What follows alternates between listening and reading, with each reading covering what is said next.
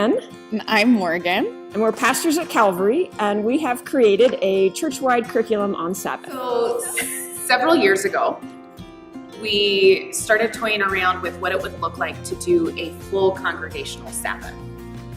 And each year, shockingly enough, other things came on the calendar, and it kept getting pushed and pushed. Mm-hmm. And finally, this last year, we realized this is something that we felt throughout the congregation, just needing a chance to kind of explore what is Sabbath. It's a term we use in the congregation and in the church frequently, and yet we don't actually deconstruct it or figure out what are the barriers or even celebrations around Sabbath. And honestly, I would say this is something I really need in my own life. This is one of the commandments. Remember the Sabbath and keep it holy, and it's pretty much a commandment that I could say I break every week. So as a pastor, I haven't figured it out. As a person, I haven't figured out how to keep Sabbath and what that means. And I know it can be life-giving, both for me as an individual and I think for a community of faith, it can potentially be transformative. So much of our lives, we want to find mindfulness. We want to find a slower pace. And yet everything else is telling us, continue to add, or there's not enough hours in a day. And yet that can produce this feeling of shame or guilt when we don't take that pause, when we don't take that moment to reflect and find Sabbath. Our hope with this study is to deconstruct all those myths around what makes Sabbath proper and really say, maybe you can only do it for a moment a day. Maybe you can't even do it once a week. Maybe you can do it once a month. Maybe for some folks, it's twice a year that you have these important Sabbath moments. How do we actively engage community in such a way that we're able to really honor not producing in some capacity? Not just from our jobs, but from things that don't give us life or allow us to feel fulfilled. I think we put spiritual practices in a box. Mm-hmm. And I think Sabbath is no different.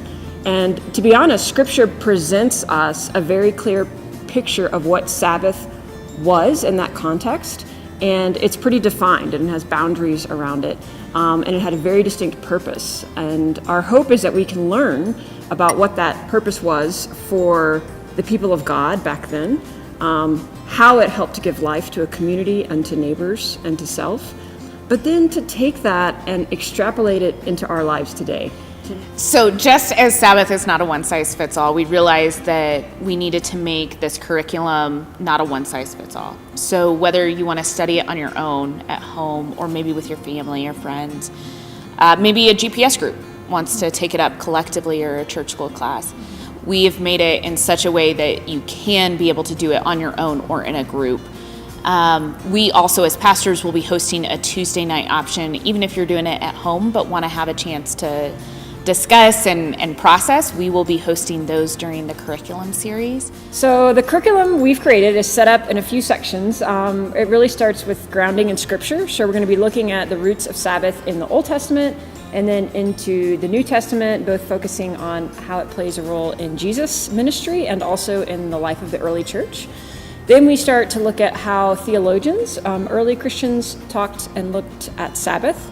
And also we're going to recognize that we are theologians, and we'll invite you to create your own theology of Sabbath. And then we move into what are the actual practical things that we do on a daily basis that could make up our own practice of Sabbath with ourselves and with our families. And then we'll kind of compare that to our theology that we've created and see how those match or where we need to make adjustments. And then the final part of the curriculum leads us into a church-wide conversation on what Sabbath will mean for us at Calvary. As we study this in January and February, we really hope you will find a way to engage with us, either individually or in a group, because we will be carrying this theme throughout Lent and also into Eastertide. And our ultimate goal with this whole study is just to find a way to access the gifts that Sabbath have for us. Mm-hmm. As people trying to make our way in the world, and also as a community of faith trying to make a deeper impact in the world.